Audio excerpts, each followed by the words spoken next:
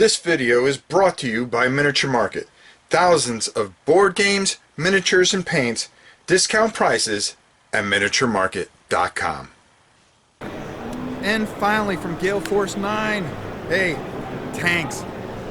Lonnie's going to take some time and show us once again. He's been so gracious to show us all three of these games, Flames of War, Team Yankee, but the final one is tanks.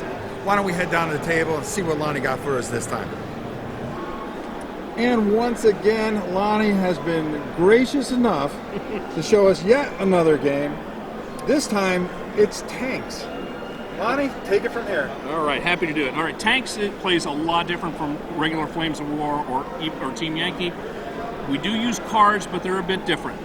Typical game of tanks will last between 15 minutes and 25, and you can play with up to maybe 10 tanks on a side and still play it in that time period.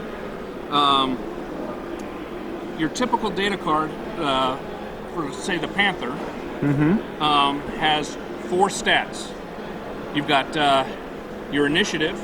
The higher your initiative... initiative is 7? Initiative of 7. You've got a firepower of 5.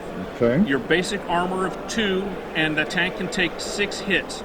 And each country has a special rule.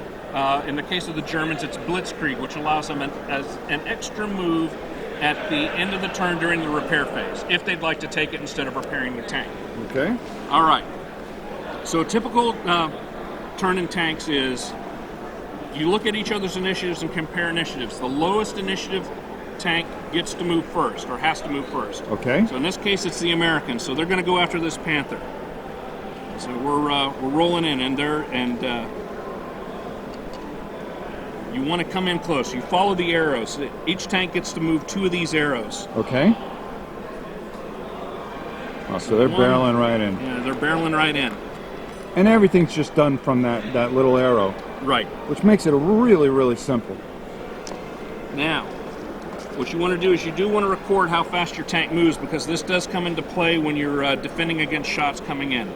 The faster a tank moves, the harder it is to hit. Also, it messes about with your ability to damage other tanks. So my Panther has decided that it wants to get within close range, which is within 1 arrow of the Allied tanks. Okay. Now my Panther moved last, and it only moved 1, but because its initiative is higher than a 6, he has an initiative of 7, yep. He gets to fire first. So because he's in close range, he's going to pick out the most deadly Sherman, which is this Sherman here. It's got the 76 millimeter long gun as opposed to the 75 millimeter short gun. Okay. So we look at we take my firepower, which is 5. Now 5. Normally that's 5 dice that I would roll to hit him. Yep. Because I'm at short range, I get a 6 die. Ah. So I'm going to take all my shots at this Sherman here. I hit on a 4, 5, or 6. Very simple. And you put some damage into that. 3 hits. A 6 is always a critical hit. So we're going to put this aside. Now the Sherman does get a chance to save against its armor. If we look at the Sherman card, Shermans have an armor value of 1. Yep. So we'll take 1 die. Now the Sherman moved 2, so he gets 2 die. And because he moved, he gets more saves. Right. And the Tiger moved, or the Panther, sorry, moved 1. So the Cat moved 1. So the Sherman gets 4 die. They have to.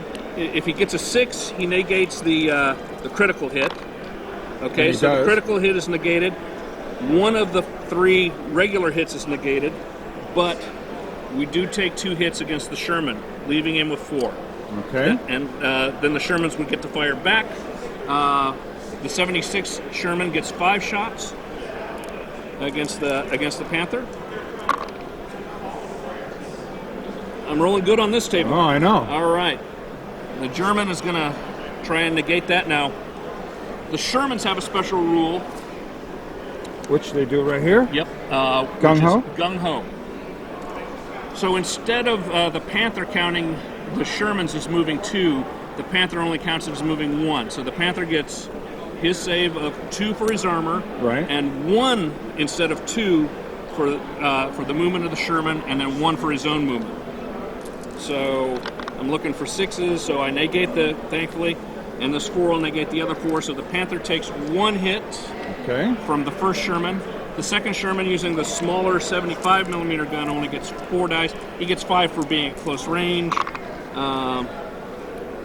Rolling 3 hits. Again, the Panther gets 4 dice to try and negate that.